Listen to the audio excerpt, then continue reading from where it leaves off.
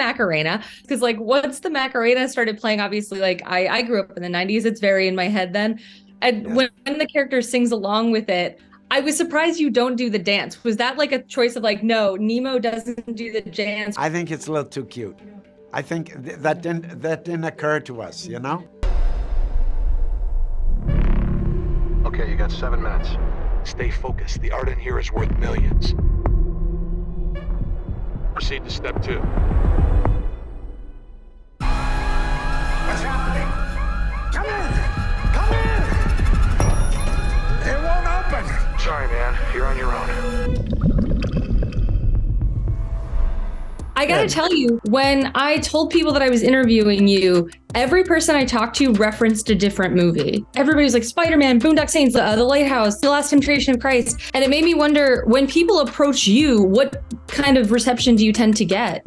It's a little bit like that.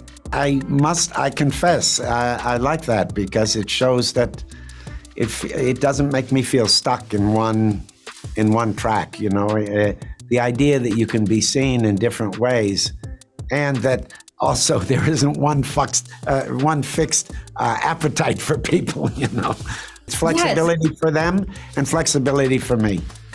See, that's exciting for me because like every time I go to see a Willem Dafoe movie, like with Inside, I'm like, I don't know what I'm getting. I feel like I expect intensity, but beyond that, it's a wide field. So like, I'm curious what drew you to Inside? Lots of reasons. The premise is really good. I like the idea, obviously. You know, it's a different kind of performing because there aren't conventional scenes. There isn't a lot of dialogue. The screenplay had certain details, but there were huge areas that we were going to develop on the day.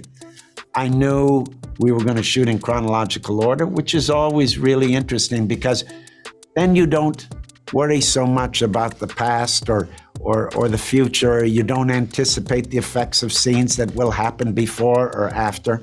I don't usually anyway. I really believe you play scene for a scene.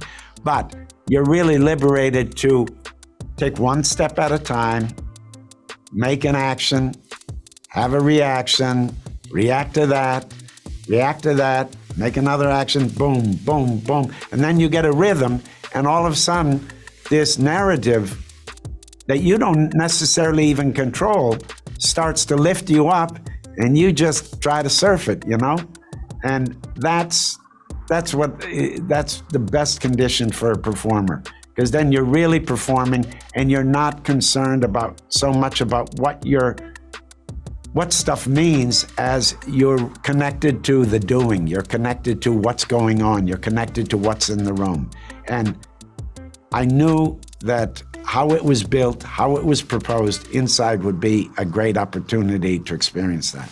Such an industrious career. Is there anything that still scares you as a performer? Yes, many things. I don't know what they are. I don't know that until they're in front of me, but sure.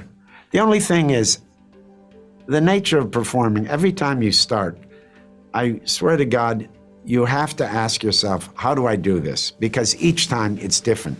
Each project, it's different. Your role is different. What's required of you different. Your approach is different.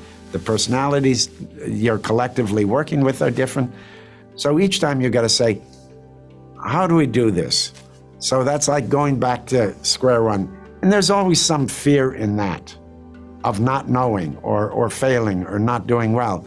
But then after you repeatedly have that little trauma at the beginning of a movie, you say, okay, I feel it, I honor it, but I know it doesn't kill me, so I'll be with it, and I'll punch through, or I'll slide through, and we'll get past this, and then we'll get in the groove again, and somewhere, you know, you'll be there again. So it's like the fear doesn't go away, it just gets familiar, and you know it won't kill you. That's an excellent answer. I'm going to say, as a writer, I really appreciate that because I deeply relate, and to know Willem Dafoe feels that way. I'm sure it's the same. And I think you're a fool if you aren't afraid, because, you know, I can only think the opposite of being a little bit afraid is, I got this, a kind of a surety.